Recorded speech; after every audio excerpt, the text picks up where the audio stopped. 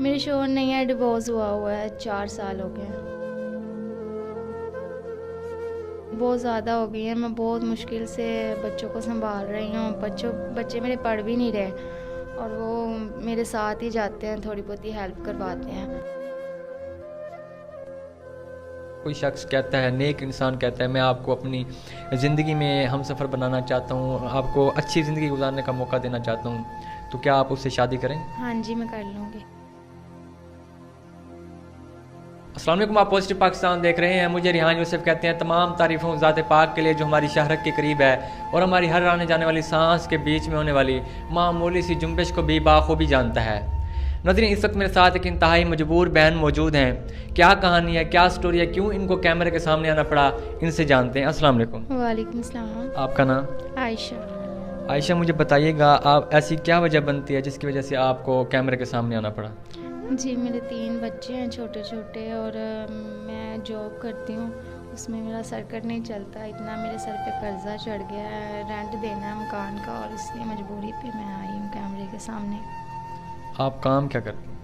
मैं लोगों के घरों में काम करती हूँ। लोगों के घरों में काम करती हैं, मतलब वो जो आपको देते हैं थोड़ा बहुत, उससे आपका खर्चा, घर का गुजारा नहीं होता? 13-14 हज़ार रुपया है और 7 हज़ार में रेंट देती हूँ। घर का खर्चा मेरे साथ सर्किट पूरा नहीं हो रहा और 6 माह का रेंट हो गया है मेरा सर पे। मतलब आप ये कह रही हैं कि घर भी आपका अपना नहीं है? नहीं, किराए पे है। 7,000 किराया देती हैं? हाँ जी। नाज़रीन, घर भी इनका अपना नहीं है और ये 7,000 किराया देती हैं। इनके 3 बच्चे भी हैं, ये कह रही हैं। ये बताएं, आपके शोहर क्या काम करते हैं? मेरे शोहर नहीं है, डिवोर्स हुआ है, 4 साल हो गए हैं। 4 साल से उन्होंने आपको डिवोर्स दे दिया है? हाँ जी।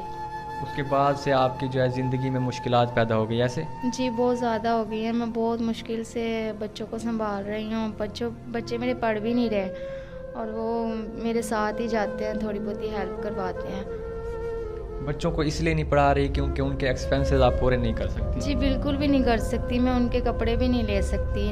रेंट इतना हो गया, 6 माह का रेंट हो गया, वो नहीं मुझसे दिया जा रहा और मालिक मकान मुझे रोज़ाना कहता है कि आप अब मुझे पैसे दें और मकान चेंज कर लें। अब मैं कैसे दूँ, कुछ भी समझ नहीं आ रहा। मतलब मालिक मकान ये कह रहा है कि आप पैसे नहीं दे सकती, लिहाजा आप जो 6 मंथ का किराया उनको देना है वो भी दें और मकान भी खाली करें? हाँ जी, तो मेरे से नहीं हो रहा, मैं इसलिए मजबूरी से कैमरे के सामने आई हूँ। कितना किराया बनता है उनका? 7 हज़ार है, 6 माह का देना है।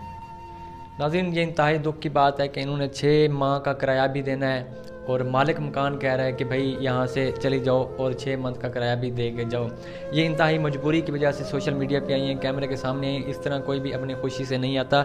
मुझे बताइएगा, जो आपके बच्चे हैं उनकी क्या एज है, क्या वो काम कर सकते हैं या नहीं कर सकते? नहीं, वो नहीं कर सकते। एक 6 माह का है और 6 साल का है और एक 4 साल का है और एक 12 साल का है। एक 6 साल का, एक 12 साल का है और एक 4 साल का, ऐसे? जी जी। नाज़रीन, ये इनके छोटे छोटे बच्चे हैं जो कमा भी नहीं सकते। इन्होंने पढ़ाया तो है नहीं। आपके पास कोई हुनर है?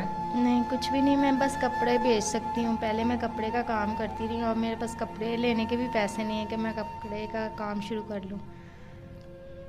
जो आपके ससुराल वाले हैं, कभी मतलब उनके घर नहीं रहती आप? ये नहीं, वो रखते ही नहीं है और अम्मी अब्बू की डेथ हुई है। ससुराल वाले नहीं रखते। वो डिवोर्स हो गया, अब उसकी आगे शादी हो गई, अब वो नहीं रखते। अच्छा, डिवोर्स होने की वजह से नाज़रीन इनको घर, इनके जो ससुराल वाले उन्होंने घर से निकाल दिया। लेकिन उनका बनता तो था कि वो आपसे पूछते आपकी ज़िंदगी कैसे गुजर रही है।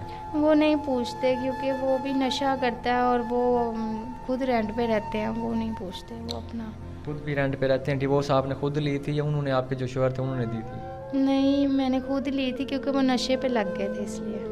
अच्छा नाज़रीन, देखें, इंतहाई दुख की बात है कि ये कह रही हैं कि इनके जो शोहर हैं वो नशे पे लग गए थे। नशे की वजह से जो, मतलब आपको लगता था कि वो नशे पे लग गए हैं तो आपकी ज़िंदगी में मुश्किलात आ रही हैं, इस वजह से आपने डिवोर्स? जी जी, वो इंजेक्शन लगाने लग गए थे, घर की चीज़ें बेचते थे और मुझे डर था कोई बच्चों को नुकसान ना हो या उनकी नशे की आदत बच्चों को ना लग जाए, इसलिए मैंने डिवोर्स लिया। नाज़रीन, बच्चों को बचाने के लिए इन्होंने अपने शोहर से डिवोर्स लिया है। आपने अपने शोहर को रोकने की कोशिश नहीं की? बहुत दफ़ा की है। पीछे मैं जाती थी जहाँ पे बैठते हैं नहर पे, तो इसलिए बहुत मुश्किल होती थी। नशा ही कट मार देते थे, बदतमीज़ी करते थे, इसलिए फिर मुझे छोड़ना पड़ा। मतलब आप भी जब जाती थी उनको वहाँ से मतलब हटाने के लिए, वापस घर लेके आने के लिए, जो वहाँ पे नशे थे वो आप पर भी हमलावर हो जाते थे? हाँ जी, हाँ जी, ऐसे ही है। नाज़रीन ये इनकी कहानी है। ये इंतहाई मजबूर हैं, इसलिए ये सोशल मीडिया पे आई हैं। देखने वाले नाज़रीन को आप क्या कहेंगी कि वो आपके लिए क्या करें? मेरी हेल्प करें, मेरा जो 6 माह का रेंट है वो दे दें, और मुझे कपड़े का कारोबार करना है, 50,000 की ज़रूरत है, हेल्प कर दें।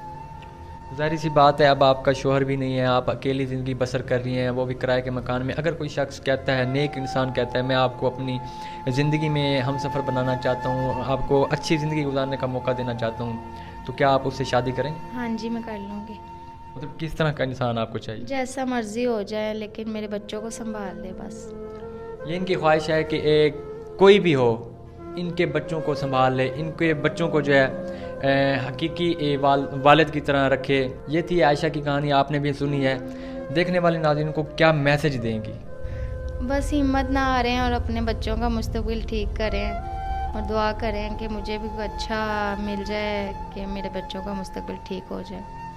बिल्कुल नाज़रीन, इनकी कहानी आपने सुनी। स्क्रीन पर शो होने वाले नंबर से आपको इनके बारे में मुकम्मल डिटेल भी मिल जाएगी।